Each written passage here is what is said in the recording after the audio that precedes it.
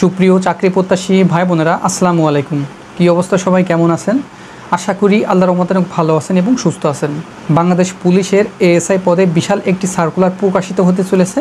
তো এই বিষয় নিয়ে আপনাদের কাছে একটি গুরুত্বপূর্ণ তথ্য দেওয়ার চেষ্টা করব।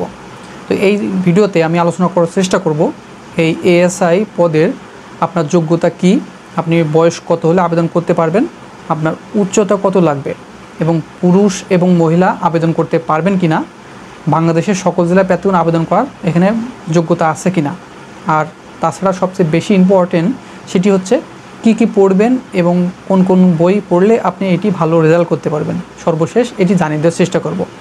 আশা করছি ভিডিওটি শুরু থেকে শেষ পর্যন্ত দেখবেন, তাহলে আপনি একটি কমপ্লিট ধারণা পাবেন। আর আপনি যদি আমাদের ইউটিউব চ্যানেলে নতুন দর্শক হয়ে থাকেন তাহলে দেখেন সাবস্ক্রাইব লেখা একটি বাটন আছে, ওখানে ক্লিক করে সাবস্ক্রাইব করে দিবেন এবং পাশে থাকা বেল ঘন্টাটি অল করে দিবেন। আর এই ভিডিওতে অবশ্যই একটি লাইক দিয়ে দেবেন, নিচে একটি লাইক দেওয়ার বাটন আছে, ওখানে ক্লিক করে এটি লাইক দিয়ে দেবেন। ঠিক আছে, প্রথমত এটি শূন্য পদের সংখ্যা কতটি পদে নিয়োগ বিজ্ঞপ্তি প্রকাশিত হতে পারে। বাংলাদেশ পুলিশ বিভাগ থেকে অর্থ মন্ত্রণালয়ে অনুমোদন চেয়েছিল 8,000 পদের, সেখানে অর্থ মন্ত্রণালয় থেকে 4,000 পদের অনুমোদন দেওয়া হয়েছে। সেই ক্ষেত্রে আপনার সরাসরি মানে পুলিশ থেকে না, সরাসরি আপনার জনবল নিয়োগ প্রক্রিয়া থেকে 2,000 পদে আপনার এএসআই যোগদান করানো হবে এবং যারা বর্তমানে কনস্টেবলের চাকরি করছে সেখান থেকে পদোন্নতির মাধ্যমে 2,000 পদে পদোন্নতি করবে। এই হচ্ছে 4,000 পদের টোটাল নিয়োগ বিজ্ঞপ্তি প্রকাশিত হতে চলেছে। তো তারপরে এখানে উচ্চতা এবং যোগ্যতা কী লাগবে সেটি আমি বলে দিচ্ছি। এখানে আপনার উচ্চতা লাগবে পুরুষ প্রার্থীদের ক্ষেত্রে 5 ফুট 6 ইঞ্চি, আর মহিলা প্রার্থীদের ক্ষেত্রে 5 ফুট 4 ইঞ্চি হলেই এখানে আবেদন করার সুযোগ পাবেন। সেই জন্য আপনার যারা এর কম আছেন সেক্ষেত্রে আপনারা একটু পিছিয়ে পড়বেন। ঠিক আছে, যারা প্রপারলি ফিট আছেন তাদের জন্য ভালো। ঠিক আছে, কারণ এটা বাহিনীর চাকরি, আপনার ফিট না হলে আনফিট হলে কিন্তু এখান থেকে বাদ পড়ে যাবেন। ঠিক আছে, সেই জন্য আপনারা এখন থেকে ভালো করে ফিটনেসের দিকে নজর দিবেন। আর বিশেষ করে যারা বাইক চালান যাতে অ্যাক্সিডেন্ট না হয় এবং আপনার কোনো ক্ষত না হয় সেই দিকে খেয়াল রাখবেন। আর এখানে যোগ্যতা কি লাগবে, কি পাস হলে আপনি এটি আবেদন করতে পারবেন। তো এখানে এইচএসসি পাস করলে আবেদন করার সুযোগ থাকবে। আপনি যে কোনো বিভাগ থেকে এইচএসসি পাস করলে আবেদন করতে পারবেন, সেটি আর্টস, কমার্স, সায়েন্স কিংবা আপনি ভোকেশনাল থেকে পাস করলে সুবর্ণ সুযোগ। আপনি সরাসরি কিন্তু এএসআই পদে সুযোগ পাচ্ছেন, এটা কিন্তু হাতছাড়া করবেন না। ঠিক আছে, যখনই সার্কুলার প্রকাশিত হবে তারপরে আপনি আবেদনটি করে নেবেন। আর সার্কুলার প্রকাশ হওয়ার সঙ্গে সঙ্গে আমাদের ইউটিউব চ্যানেলে সবার আগে কিন্তু ভিডিও আপলোড করা হবে, সেজন্য অবশ্যই আমাদের চ্যানেলটিকে আপনারা সবাই ফলো করে রাখবেন। ঠিক আছে, আর তারপরে এখানে আপনার বাংলাদেশের সকল জেলায় প্রার্থীগণ আবেদন করতে পারবেন কিনা। অবশ্যই বাংলাদেশের সকল জেলার নারী এবং পুরুষ উভয় আবেদন করার সুযোগ থাকবে, সমস্যা নাই। হ্যাঁ, আপনি 64 জেলা থেকে পুরুষ এবং মহিলা উভয় আবেদন করতে পারবেন এখানে। আর এখানে আরেকটি বিষয় হচ্ছে আপনার কি পড়বেন, এটি আগের থেকে প্রিপারেশন নেবেন, কারণ সার্কুলার প্রকাশ হওয়ার সঙ্গে সঙ্গে 1 থেকে 1.5 মাসের ভিতরে নিয়োগ প্রক্রিয়া সম্পূর্ণ শেষ হয়ে যাবে। খুব দ্রুত আর্জেন্ট এটি নিয়ে নেবে, কারণ নির্বাচনের আগেই কিন্তু এটি সার্কুলার প্রকাশিত হবে।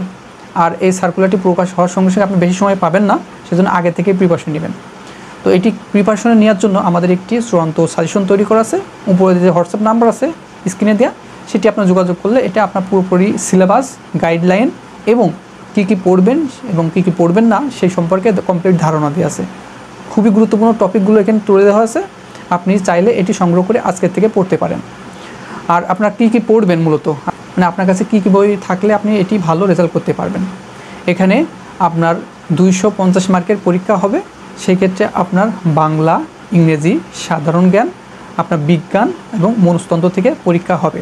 তো বাংলা, ইংরেজি থেকে আপনার প্যারাগ্রাফ, কম্পোজিশন এবং রচনা থাকবে, মাস্ট বি। ঠিক আছে, আর বিভিন্ন পার্ট থাকবে, সেই পার্টগুলো আমি আমাদের এই যে পিডিএফের ভিতর দিয়ে দিয়েছি, ওটা আপনি পড়লে আপনি বুঝতে পারবেন। আর মনস্তত্ত্ব থেকে আপনার পরীক্ষা হবে 50 মার্কের, সেটি আপনার যে সাধারণ আইকিউ আপনার টেস্ট করবে, সেই ক্ষেত্রে আপনি অ্যান্সার দিবেন। ঠিক আছে, এইগুলো আপনার পরীক্ষা হবে। তবে বাংলা, ইংরেজি, গণিত, সাধারণ জ্ঞান, বিজ্ঞান এবং মনস্তন্ত্র এইগুলো খুব ভালো করে পড়বেন। এইগুলো নিয়ে আমাদের এই পিডিএফটি তৈরি করা হয়েছে। ঠিক আছে, আর আরেকটি বিষয় হচ্ছে আপনার যারা এইচএসসি পাস করেছেন এবং আপনাদের অবশ্যই সার্টিফিকেট থাকতে হবে। আর আপনারা অনেকেই প্রশ্ন করেছিলেন আমার কম্পিউটার সার্টিফিকেট নাই, সেক্ষেত্রে আপনি আবেদন করতে পারবো কি না। কম্পিউটার সার্টিফিকেট কিন্তু এসআই নিয়োগের কিন্তু চাই। সেই ক্ষেত্রে আপনারা যারা কম্পিউটার এখনও কোর্স করেননি 6 মাসের অবশ্যই কোর্সটি করে রাখবেন। সেই ক্ষেত্রে আপনার সকল ক্ষেত্রে আপনার কম্পিউটার ছাড়া কিন্তু এখন হয় না। আপনি কিন্তু পিছিয়ে থাকছেন। সেজন্য আমি আবারও বলছি, আমার ভিডিওটি যদি আপনি দেখে থাকেন, আপনার আশেপাশে আপনি যদি যে গ্রামের বাসিন্দা হন, আপনার একটু শহরের যে 6 মাসের একটি কোর্স আছে কম্পিউটারের, ওইটা আপনি সম্পূর্ণ করে নেবেন। তাহলে আপনি সকল ক্ষেত্রে এগিয়ে থাকতে পারবেন, ঠিক আছে। আর এখানে কোর্স থাকলে অবশ্যই এক্সট্রা বেনিফিট আপনি পাবেন, আর কোর্স না থাকলেও আবেদন করার সুযোগ হয়তো থাকবে, ঠিক আছে। তারপরে এখানে আপনারা এইচএসসি পাশে কত পয়েন্ট হলে আবেদন করতে পারবেন।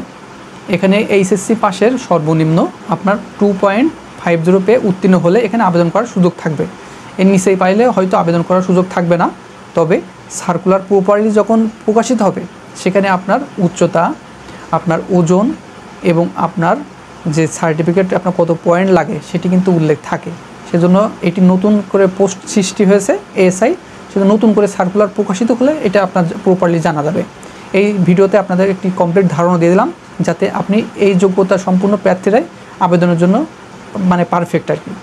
আপনার বিভিন্ন বাহিনীর ক্ষেত্রে এই যে, এবং পুলিশ, সেনাবাহিনী, বিজিবি, আর্মি, এই ক্ষেত্রে কিন্তু এই উচ্চতা সম্পূর্ণ এবং এই যোগ্যতা সম্পূর্ণ প্রার্থীরাই আবেদন করে থাকে বেশিরভাগ।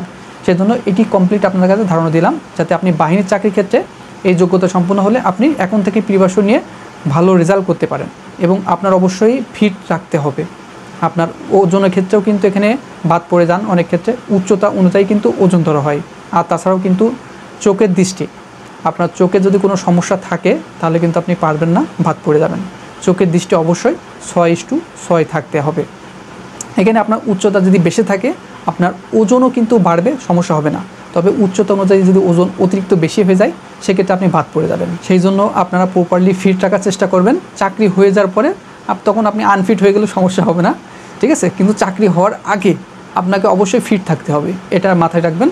আর আপনার দেহর দিক থেকে খেয়াল রাখবেন যাতে কোনো অ্যাক্সিডেন্ট না হয়, কাটাকাটি কোনো দাগ না থাকে, এবং পায়ের নখের কোণে যাতে সমস্যা না হয়, এদিকে আপনারা লক্ষ্য রাখবেন। আর এই সার্কুলারটি প্রকাশিত হবে কবে?